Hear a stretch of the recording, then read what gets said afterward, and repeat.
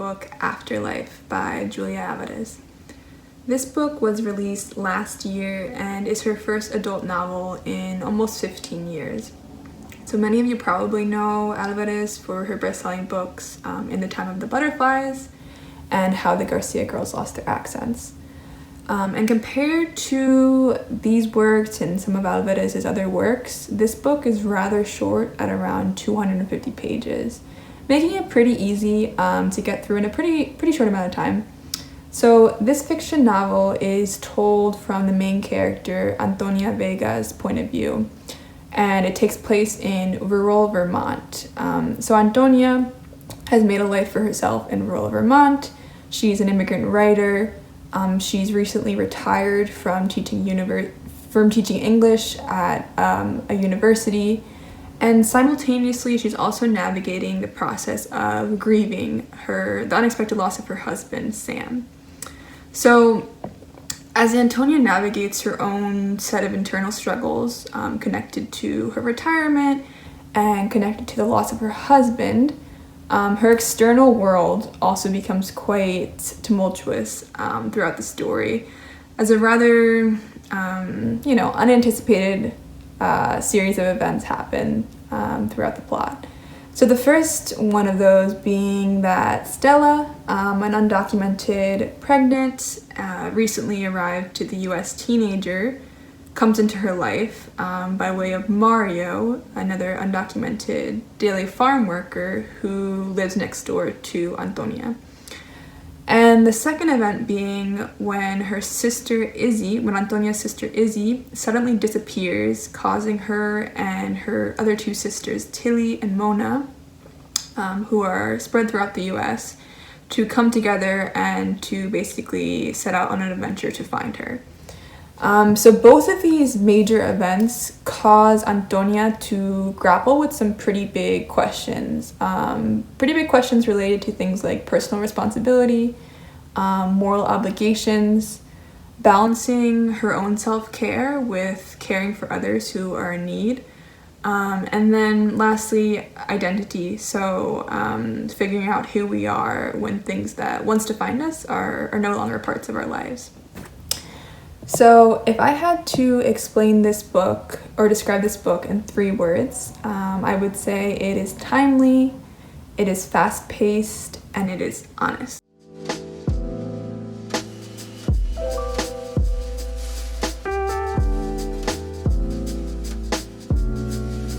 The first thing is I think that this book did a really good job of very honestly taking the reader through some of the moral dilemmas that Antonia faces as she struggles to respond to the people around her that need help, while also taking care of herself. And so I think that the dilemma of whether or not to help Mario and Estela, who are undocumented immigrants, is really timely in the sense that this is a major reality in the United States.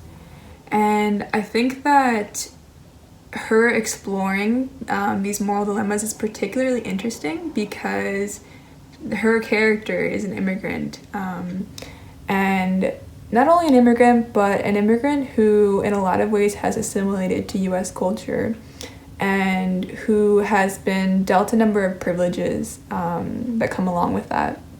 And so I like that the story really honestly portrays the thoughts that Antonia is going through and the emotions that she feels, because it doesn't paint her as someone who has all of the answers or who immediately wants to jump in to help people who are also Latino. And I think that that's really important, because I think that's the case for a lot of people. I don't think that it's always an easy decision to whether or not you're going to help someone.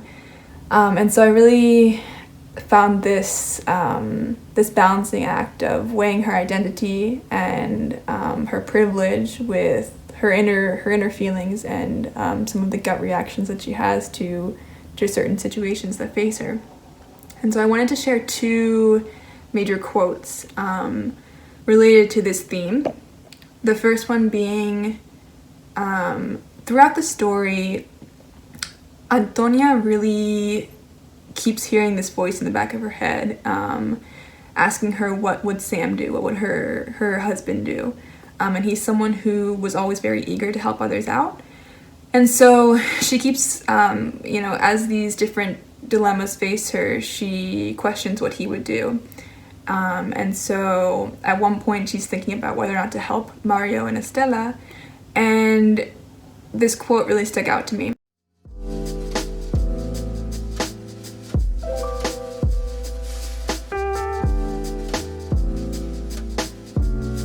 And so I think that that's a really an interesting consideration that is very present in the United States, and that has also affected her in the way that she views the world, and is weighing into whether or not she makes certain decisions to help others. And then the second quote is, it comes in a part of the book where Antonia has recently been put on a variety of different lists for volunteers, for people who can translate, for people who can offer rides to the immigrant community in her town in Vermont.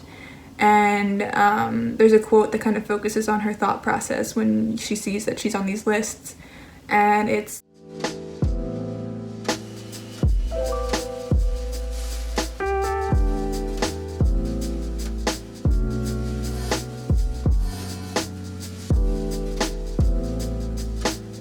so again, this weighing of her own background and her own identity, and how that plays into what people expect of her and what she expects of herself. I thought that was really interesting.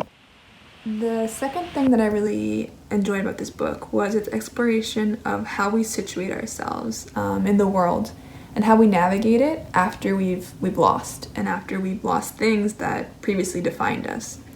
And so this is explored particularly through Antonia, as she's going through the loss of her husband, and also the loss of her career, and moving on to a new chapter of her life.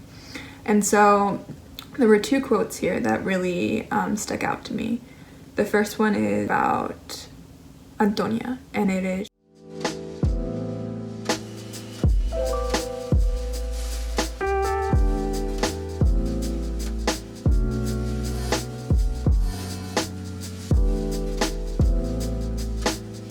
and so the book kind of unfolds in a beautiful way where she is exploring what it means to embody the people that she once loved, in the way that she behaves, the way that she makes decisions in her own life moving forward.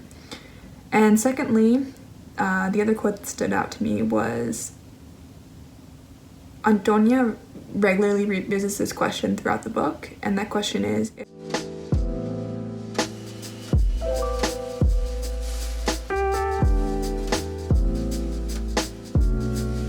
and so again, she is trying to figure out how to keep the people that she loved, who are no longer on this earth, still alive, but then also be true to herself, and not lose her own self in the process. And so I think that the story really does a beautiful job of unfolding how messy and unfolding how difficult that can be.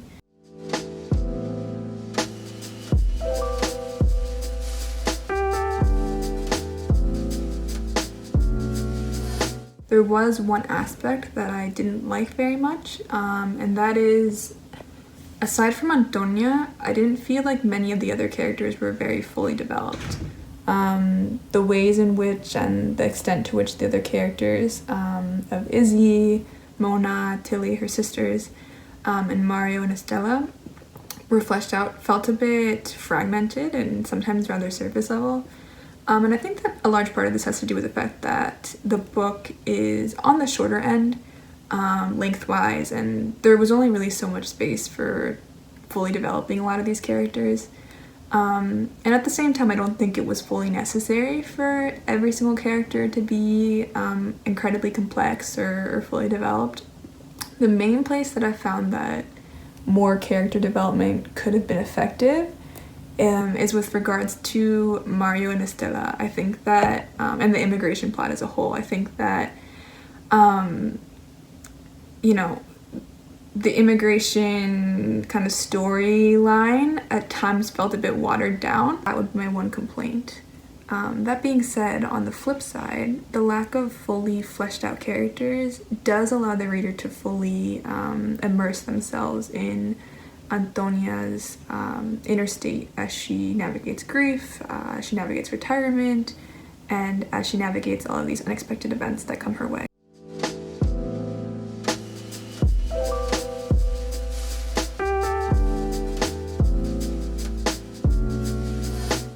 All in all, I would highly recommend this book. I think that it provides a very nuanced look at a lot of important issues like grief, identity, and our role in society.